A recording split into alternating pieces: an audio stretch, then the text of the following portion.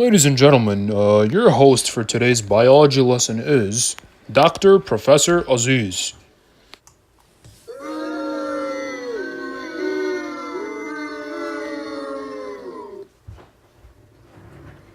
Good evening, ladies and gentlemen.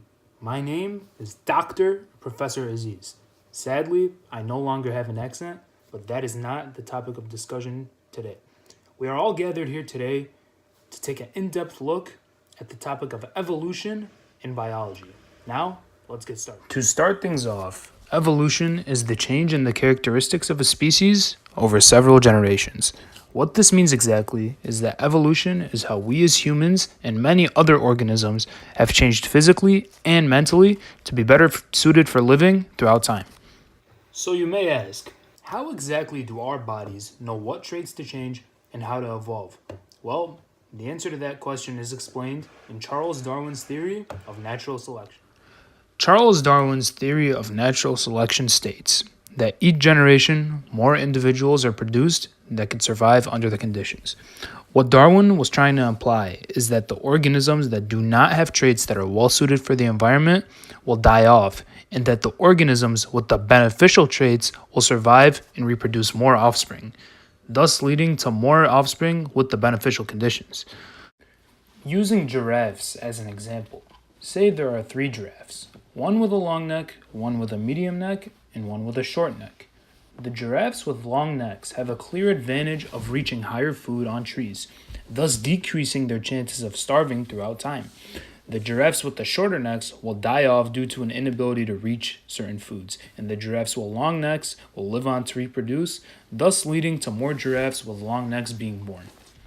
Now, while most changes to a species' characteristics over time will be for the benefit of that organism, there are some genetic changes that happen over time that are not beneficial at all or even detrimental to a species, and these changes are called mutations.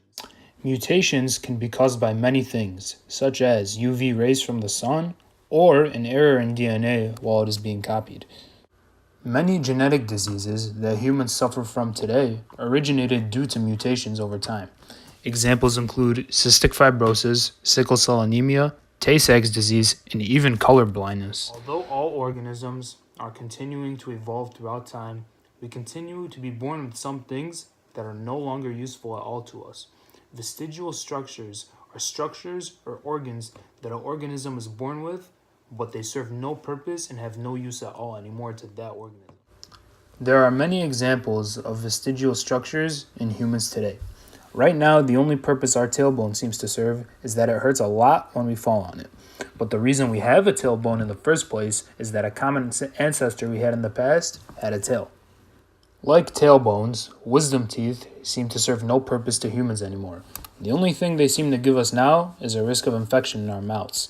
In the past, though, our ancestors used wisdom teeth to grind out rough plant tissue when they would be eating. Researching vestigial structures is a good way to study our past and find out what kinds of organisms are our common ancestors. But another way we could study our common ancestors and find out who exactly our common ancestors are is by studying homologous. Homologous structures are body parts in two different organisms that have different functions but have similar structures due to common ancestors. The arm of a human, the wing of a bat, the leg of a dog, and the flipper of a dolphin or whale are homologous structures. All four of these structures serve a different purpose to their organism, but they are all structurally similar. This indicates that these four organisms could be common ancestors. The opposite of homologous structures are called analogous structures.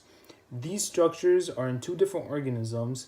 They have the same function, but they are structured completely different. An example of analogous structures would be the wing of a bat and the wing of an insect.